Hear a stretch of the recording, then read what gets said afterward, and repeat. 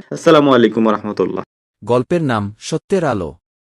একটি ছোট গ্রামে বাস করত একটি ছেলে, নাম তার রায়হান। রায়হান ছিল খুব চঞ্চল, তবে তার হৃদয়ে ছিল একটা প্রশ্ন, আল্লাহকে আমি কিভাবে অনুভব করব। সে ছোটবেলা থেকেই দেখত তার দাদি নামাজ পড়েন, কোরআন তেলাওয়াত করেন, আর চোখে মুখে শান্তির ছায়া থাকে। একদিন রায়হান তার দাদিকে জিজ্ঞেস করল, দাদি, আপনি নামাজ পড়ে কি পান? আল্লাহ কি সত্যি আমাদের কথা শোনেন? দাদি হেসে বললেন, তুই একদিন বুঝবি, আল্লাহ কখনো কারো ডাকে সাড়া দিতে দেরি করেন না। সেদিন রাতে গ্রামে এক বিশাল ঝড় আসে। বজ্রপাত, বৃষ্টি আর বাতাসে পুরো গ্রাম যেন কেঁপে ওঠে। রায়হানের ঘরেও পানি ঢুকে যায়। সে তার ছোট বোনকে নিয়ে ভয়ে কাঁপতে থাকে।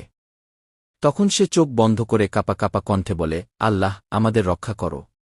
ঝড় একটু পরই হঠাৎ শান্ত হয়ে যায়। আকাশে চাঁদের আলো ছড়িয়ে পড়ে।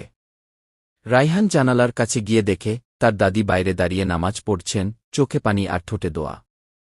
সেই রাতের পর থেকে রায়হান বদলে যায়। সে নামাজ পড়তে শুরু করে, মসজিদে যায়, আর মানুষের উপকারে এগিয়ে আসে। সে বুঝে যায় আল্লাহকে অনুভব করতে হয় বিশ্বাস, ধৈর্য আর ভালো কাজের মাধ্যমে। বড় হয়ে রায়হান একজন ইসলামী শিক্ষক হয়, গ্রামের শিশুদের কোরআন শেখায় এবং দাদির মতো অনেকের হৃদয়ে আলোর প্রদীপ জ্বালা।